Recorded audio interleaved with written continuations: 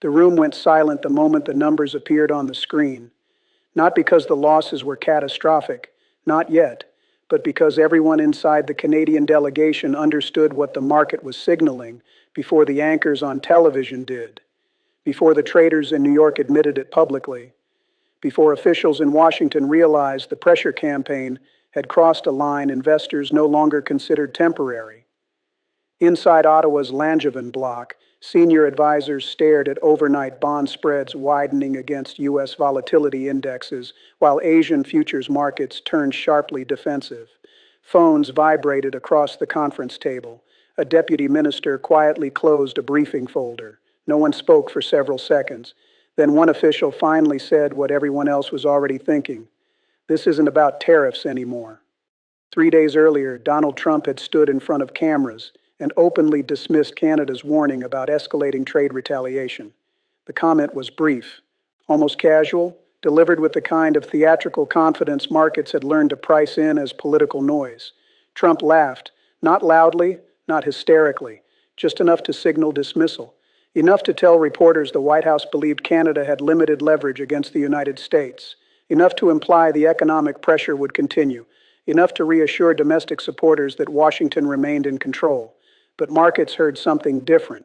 Because experienced investors understand a dangerous truth governments often ignore during geopolitical confrontations. Markets can survive conflict.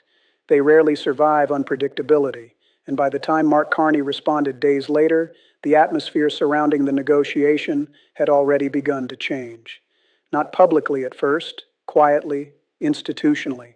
The warning signs emerged where they always do first. Currency desks, bond markets, commodities pricing, sovereign risk modeling, and corporate hedging activity. The Canadian dollar initially weakened on fears of prolonged trade escalation. Aluminum futures spiked. Manufacturing analysts revised supply chain exposure models across Ontario and the American Midwest. Automotive procurement teams began reassessing long-term sourcing assumptions that had remained stable for decades. But the real damage had not yet begun. Because beneath the headlines about tariffs and retaliation, something larger was happening. Institutional trust was eroding, and institutional trust is one of the few assets modern economies cannot replace quickly. The confrontation came at a uniquely fragile moment for the global economy. Inflation pressures had already destabilized central banking coordination across the G7. European manufacturing demand was weakening. Chinese export data was becoming increasingly volatile. Shipping insurance premiums in multiple strategic corridors had quietly risen after renewed geopolitical tensions in Asia and the Middle East. Global systems were already under stress. Then Washington escalated pressure against one of its closest economic partners.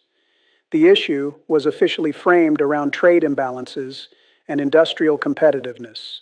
Steel, aluminum, strategic dependency, domestic manufacturing protection. But inside diplomatic channels, officials understood the conflict was becoming psychological. This was no longer simply a negotiation over percentages. It was becoming a test of political endurance. And the difference between Donald Trump and Mark Carney could suddenly be felt in every room where serious people were forced to make serious decisions. Trump approached negotiations like pressure campaigns, aggressive, public, personal, maximum leverage applied visibly and immediately. The strategy relied on speed, dominance, uncertainty, and confrontation. Carney approached the same situation differently, measured pauses, controlled language, institutional coordination, delayed reactions carefully timed for maximum strategic impact. One side tried to dominate the room, the other tried to control the system surrounding the room. That distinction mattered more than television audiences realized. Because modern economic warfare is rarely decided during press conferences.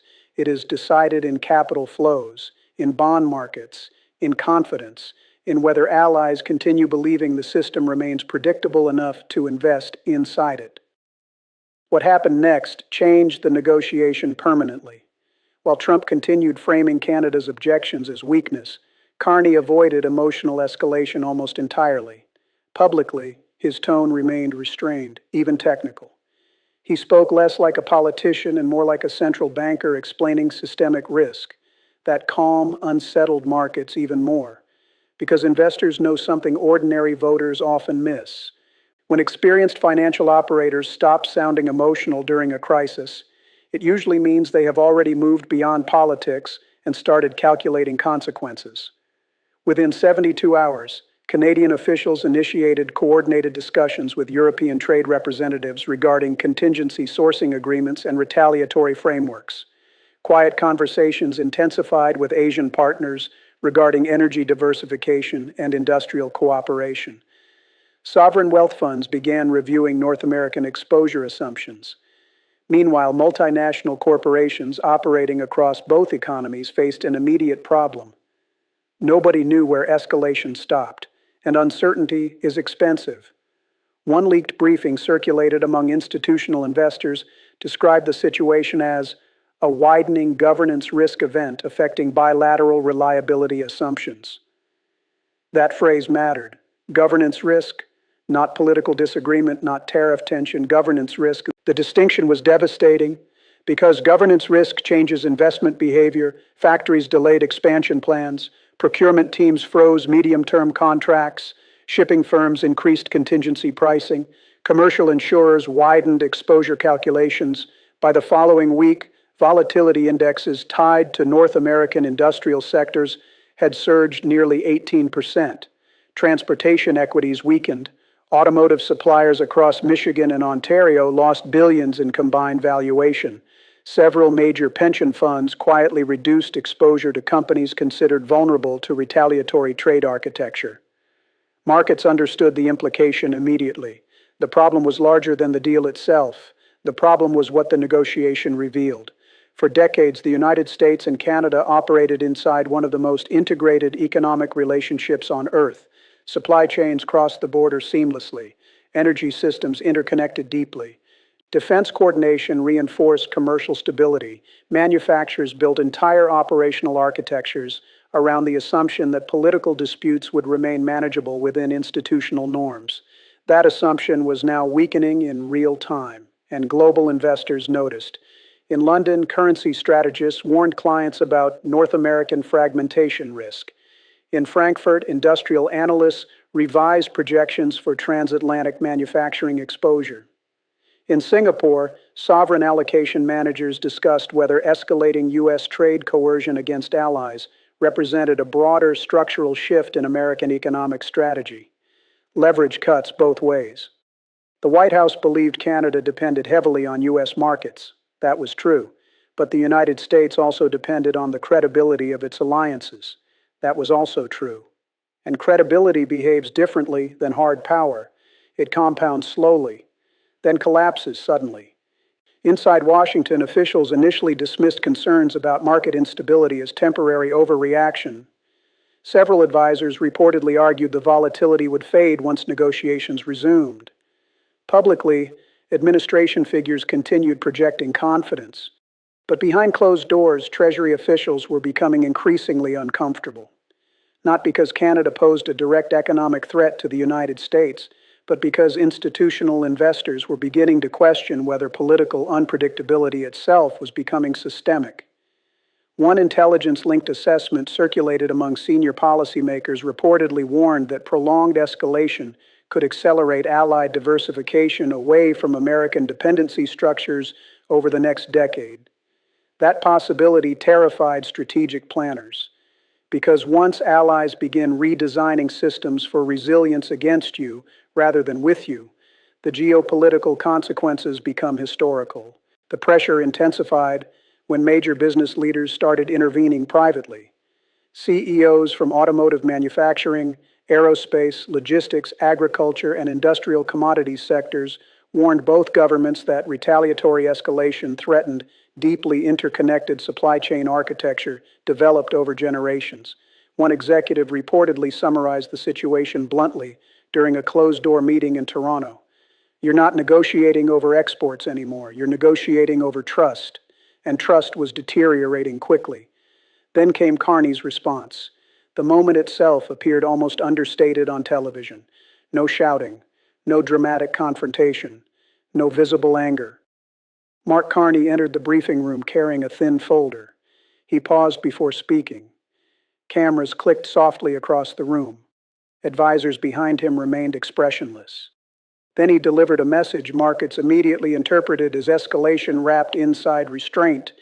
Canada, he explained calmly, would defend its economic sovereignty, diversify strategic partnerships where necessary, and respond proportionally to any further pressure measures affecting long-term national interests. The language was disciplined, calculated, institutional, but beneath the restraint was something unmistakable.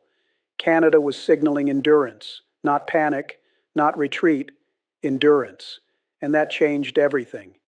Because aggressive negotiation strategies rely heavily on the assumption the opposing side eventually becomes emotionally reactive under pressure. Carney refused to become reactive. Instead, he transformed the confrontation into a credibility contest, a test of which government appeared more stable to global markets. That was the moment officials realized the crisis was becoming irreversible. Within hours, markets repriced expectations again. The Canadian dollar recovered sharply against earlier losses. Government bond stability improved relative to volatility forecasts. Commodity traders adjusted long-term assumptions regarding North American industrial integration. Several multinational firms announced contingency reviews regarding future capital allocation strategies. Investors were not rewarding conflict. They were rewarding predictability. And predictability suddenly appeared more visible in Ottawa than Washington. That perception carried enormous geopolitical implications.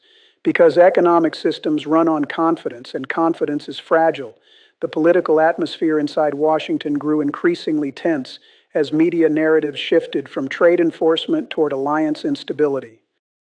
European diplomats quietly expressed concern that escalating coercive tactics against close allies could weaken broader Western coordination during an already dangerous geopolitical period. NATO officials worried about secondary effects. Energy markets worried about industrial fragmentation. Defense contractors worried about procurement disruption. Central banks worried about inflationary spillover effects from prolonged retaliatory trade measures. The problem was expanding beyond bilateral politics. It was becoming systemic pressure, and systems under pressure expose hidden vulnerabilities. In the Midwest, agricultural exporters feared retaliatory barriers could destabilize commodity demand chains. Canadian provinces began discussing accelerated infrastructure partnerships with non-American investors. Asian manufacturers evaluated whether future North American operations required reduced dependency on cross-border assumptions previously considered permanent. Quietly, methodically, the architecture of globalization itself began adjusting, not collapsing, adjusting. That distinction matters. History rarely changes through dramatic explosions alone. Sometimes it changes through thousands of cautious institutional decisions made after confidence begins fading. A shipping company modifies routes, a pension fund shifts allocations, a government diversifies suppliers, a manufacturer redesigns sourcing networks, an ally starts preparing for scenarios once considered impossible. Then one day the old system still technically exists, but no longer functions the same way. Trade wars are expensive. Ego-driven trade wars become historic. As pressure mounted, Trump intensified public rhetoric. Advisors pushed harder messaging. Television appearances became increasingly confrontational. The administration framed resistance as weakness and portrayed retaliatory behavior as evidence the strategy was working. But financial markets continued signaling discomfort. And markets are difficult to intimidate. They do not respond emotionally. They respond mathematically. Every aggressive statement increased volatility premiums. Every uncertain policy signal widened strategic caution. Every escalation forced institutional investors to recalculate risk assumptions. The irony became increasingly obvious to experienced observers. The stronger the rhetoric became politically, the weaker the environment became financially. Power often mistakes size for durability. Meanwhile, Carney continued speaking with almost unnerving restraint. No dramatic gestures, no emotional retaliation, just disciplined language focused on resilience, stability, sovereignty, and institutional continuity. The contrast became impossible to ignore. One side appeared focused on winning the confrontation publicly, the other appeared focused on surviving it structurally, and structural survival matters more over time.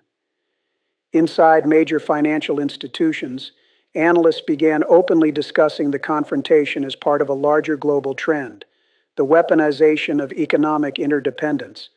For decades, globalization created efficiencies through interconnected dependency. Nations specialized production. Supply chains optimized cost structures. Strategic vulnerability was tolerated because institutional trust reduced perceived risk. Now that trust was weakening internationally. Governments everywhere were watching, especially China, especially Europe, especially emerging powers seeking evidence that Western economic alliances remained stable under stress. Every confrontation sends signals beyond the participants involved, and the signal now being transmitted globally was dangerous. If close allies could no longer rely on economic predictability from Washington, then strategic diversification would accelerate everywhere. That possibility carried trillion-dollar implications, not immediately, gradually, which is often worse, because slow structural shifts rarely generate panic early enough to stop them. Weeks later, intelligence assessments reportedly concluded that the dispute had already altered Allied strategic planning assumptions in multiple capitals, not dramatically, not publicly, but enough to influence future infrastructure, procurement, and energy decisions. The consequences had moved beyond headlines. They had entered policy. That is where history becomes difficult to reverse. In Ottawa, officials maintained discipline. Public messaging remained controlled. Negotiators avoided visible emotional escalation despite growing domestic pressure. Carney's team understood something critical. In high-stakes economic confrontations, the side appearing least emotional often gains the greatest strategic leverage. Not because calm guarantees victory, because calm signals durability, and durability attracts confidence. Confidence attracts capital. Capital shapes history. Late one evening, as Asian markets prepared to open, senior analysts at several investment firms circulated emergency notes warning clients about persistent North American political volatility impacting medium-term institutional reliability. Again, the wording mattered. Institutional reliability. Not tariffs, not speeches. Reliability. The global economy is built on assumptions. Assumptions about stability. Assumptions about predictability. Assumptions that powerful governments will ultimately behave within durable frameworks even during conflict. Once those assumptions weaken, repricing spreads everywhere, slowly at first, then all at once. The final turning point arrived not during a summit or televised confrontation, but during a series of quiet meetings among allied economic officials. No cameras, no speeches, just spreadsheets, strategic forecasts, trade exposure maps, and contingency scenarios. By then, the conclusion had become unavoidable. Even if the dispute ended tomorrow, the psychological damage had already altered long-term behavior. Allies had seen the pressure tactics. Markets had priced the volatility. Institutions had recognized the unpredictability. And once systems learn to fear instability, they begin redesigning themselves around its possibility. That process rarely reverses completely. 11 months of diplomatic trust can disappear in less than 14 minutes. The broader lesson extended far beyond Canada or Trump or Carney. This was about the fragility of modern economic order itself, about how interconnected systems react when political emotion collides with institutional stability, about how markets judge behavior differently than voters do. Voters respond to strength. Markets respond to consistency, and consistency is harder to perform under pressure, especially when ego enters negotiations, especially when alliances become leverage tools instead of strategic assets, especially when political theater begins overriding institutional discipline. The crisis eventually stabilized, partially. Tariffs evolved, negotiations resumed, public tensions cooled, officials on both sides claimed progress, headlines moved on to newer emergencies. But something underneath the system had changed, quietly, permanently. Supply chains diversified faster afterward. Allies explored alternatives more aggressively afterward. Investors priced geopolitical reliability more cautiously afterward. Governments everywhere began preparing for a world where economic coercion between allies was no longer unthinkable. That was the real consequence, not the speeches, not the tariffs, not the headlines, the realization. The realization that the global order people assumed was stable might actually be conditional. Conditional on restraint, conditional on institutional trust, conditional on leaders understanding that leverage has limits. History is filled with governments that believed pressure alone created strength. Many discovered too late that pressure also creates resistance, and resistance compounds quietly, like markets, like mistrust, like strategic recalibration. Years from now, economists may study the confrontation as a case study in modern economic warfare between allies. Diplomats may analyze how quickly institutional confidence can deteriorate under public escalation. Historians may debate whether the dispute accelerated the fragmentation already spreading across the global economy. But inside financial markets, the lesson had already been understood almost immediately. Stability is power, predictability is leverage, and confidence, once damaged, becomes painfully expensive to rebuild. In the end, the most important moment was not when Trump laughed. It was when the world realized Mark Carney did not, because that silence revealed something larger than politics. It revealed two completely different understandings of power itself. One believed power came from pressure. The other understood power also comes from endurance. And when global systems become unstable, endurance often outlasts volume. The screens eventually stopped flashing red. The emergency meetings ended. Motorcades disappeared into the night. Television anchors moved to the next crisis. But deep inside ministries, trading floors, central banks, and foreign governments, officials continued studying what had happened during those days, because they understood something ordinary headlines could never fully explain. The confrontation was never just about Canada. It was about the future behavior of the global system. And systems remember stress long after politicians stop speaking. Please hit the bell icon and subscribe my channel for daily updates.